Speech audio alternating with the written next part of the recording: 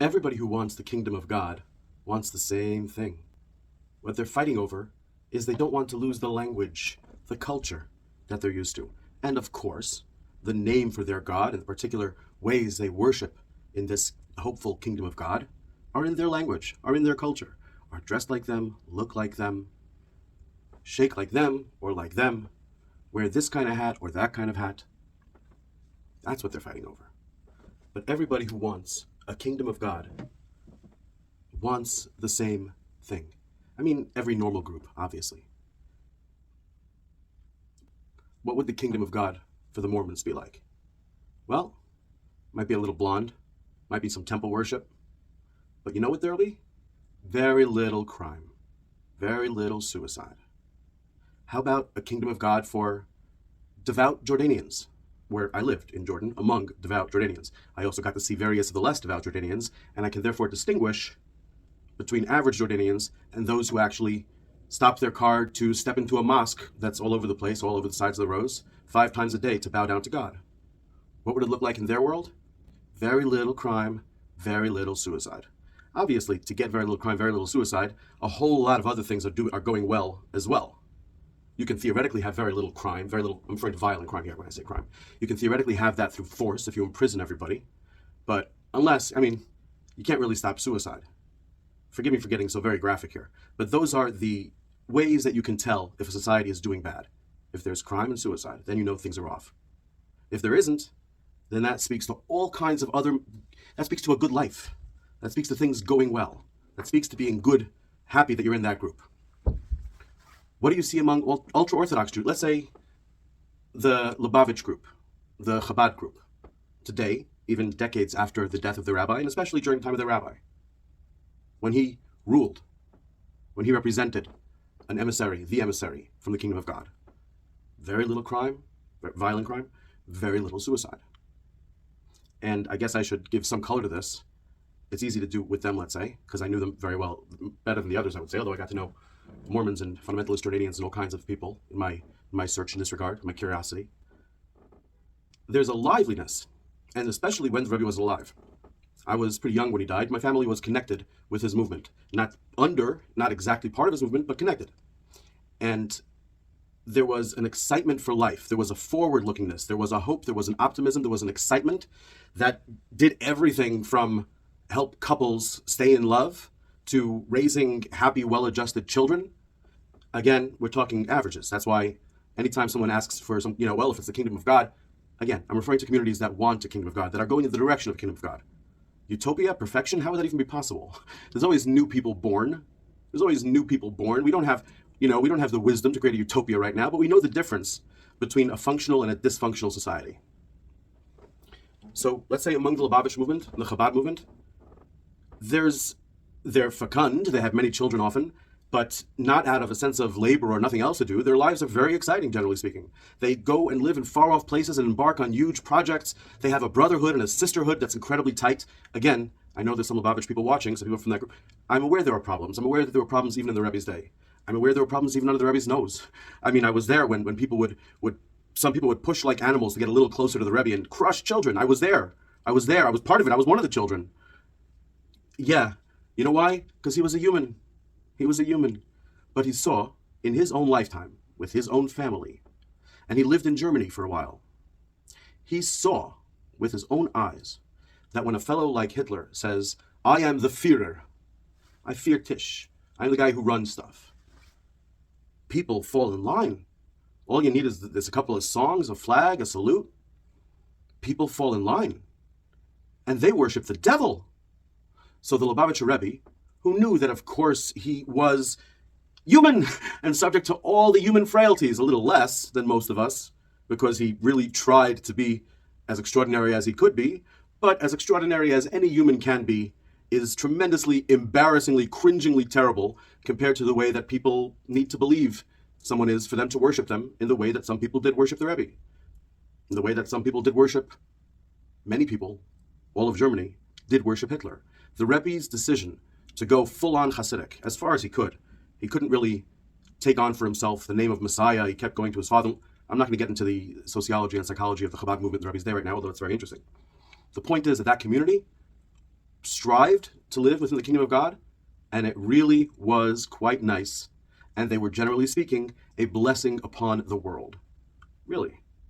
They were generally friendly, and still are. Much, much, much more than the average person. Much, much, much more than the average person. People might object to something they find discomforting about them. Maybe you don't like that men and women sit separately. Maybe you don't like that they dress in white and black. Maybe you don't like that they have a theoretical distinction in their head between their brother Jews and other people. But in actual matter of fact, if someone from that community today, already 30 years after the passing of the RABBI, 30 years later, somebody from that community is driving down the road and sees somebody of an obviously different race with a crucifix hanging in their car who just had an accident. That's your Good Samaritan right there. That's your Good Samaritan right there. That's the person more likely to help you than 9 out of 10 other people who would pass by, even if they have kids in the car. In fact, if they have kids in the car, they might even be more likely because they get to represent what it means to live in the kingdom of God for their kids. Their kids are an inspiration to make them better. Again, this is the ideal, but this is everyone's ideal. Everyone wants to be this way, but they actually successfully pull it off better than most. Churchill supposedly said that democracy is the worst form of government, except for all the other forms of government. And that's because it's largely because of prejudice. There's some truth to it, that there are certain benefits to democracy, but come on. We were just talking about Hitler a second ago. He was elected in a democracy. He was elected in the most democratic Germany that had ever been in its history. Really. For the first time, people were allowed to vote from the age of 20 and up instead of 25. And for the first time, women were allowed to vote. Before Weimar, a few years earlier, that was not the case. It was for men 25 and up, plus some other requirements. This opened up the majority of people who had been locked out. This was the most democratic election in the history of Germany at that time, the most advanced state in the world, and they elected Adolf Hitler. And it wasn't like it was a surprise. He had written a book. He did not seem like a friendly guy. He did not seem like a happy guy. Now, if people connected on a human heart-to-heart trusting level, just two people without an audience, two devout people, one of whom says Allahu Akbar, one of whom says Jesus, they would really agree on almost everything about about the morals and what society, what's good. And in places where they had a bias because of where they came from or some misinformation that they had learned or thought, with patience and friendliness, they would come to a common conclusion. It's really just a fight over culture. Everybody knows that democracy in the Western countries is a complete and total joke. It doesn't exist. Not that it doesn't exist because this clown gets in instead of that clown. We have nothing like democracy because the majority of the country is run by people in the government who cannot be fired.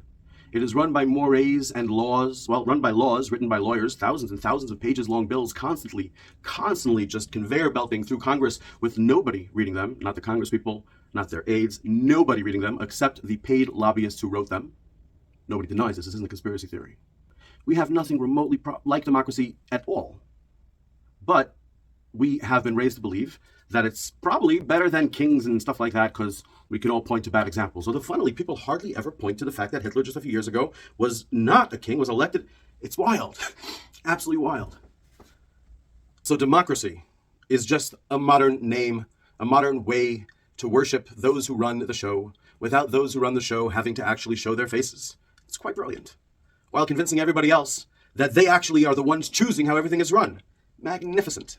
And if they complain, make a red party and a blue party and set them up against each other.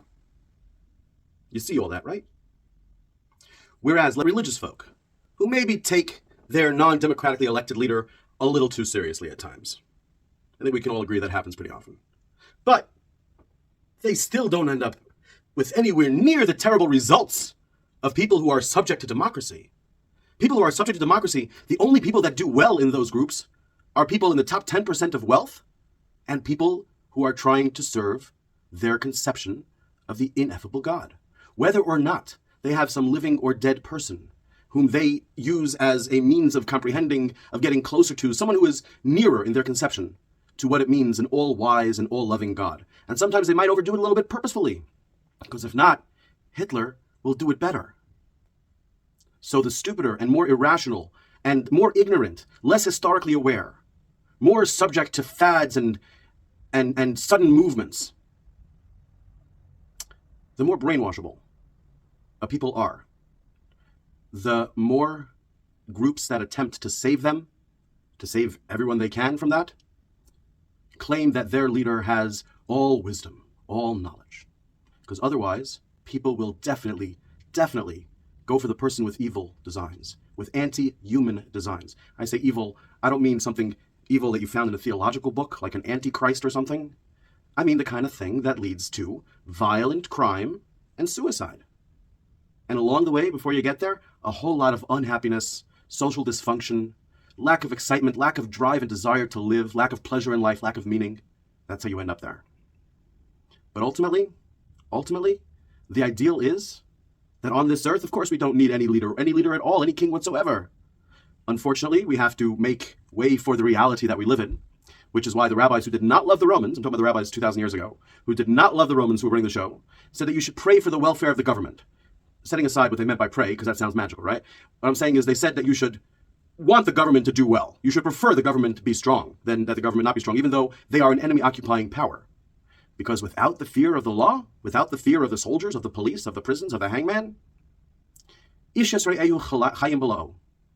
people would swallow each other alive. Because that's the unfortunate state of affairs, when people don't have a grounding in a rational humanism, a rational religion, a rational comprehension, or at least recognition that it's hard to comprehend, but we understand the general direction where we're going, of what the religions are trying to tell us, what the original monotheistic religion is trying to tell us, what all the wise realizations of the ancients and everyone along the way have been trying to tell us. So therefore, people who choose to live in a kingdom of God, who want a kingdom of God that does not pretend to be democratic, which for the record, by the way, I think you'll find that most communities like this end up being very democratic. The will of the average person actually is usually pretty well placated, because they do actually see their leaders on a regular basis. They do actually interact. The people actually do generally do well. You can always find exceptions. But in general, like I'm saying, the odds for them are much better than those around them. But the ideal that we're going for is complete human freedom because it's not necessary. The wolf shall lie with the lamb. People will beat their swords into plowshares, where it's totally unnecessary to have any law, because why would anybody want to do anything but what's righteous? If you love your neighbor the same way you love yourself, then of course you will live correctly. Of course you will work together correctly. It goes without saying. Humanity has been propagandized by slogans. That is not the way that adults, or even children, but certainly not adults, should be treated. It doesn't lead to anything good.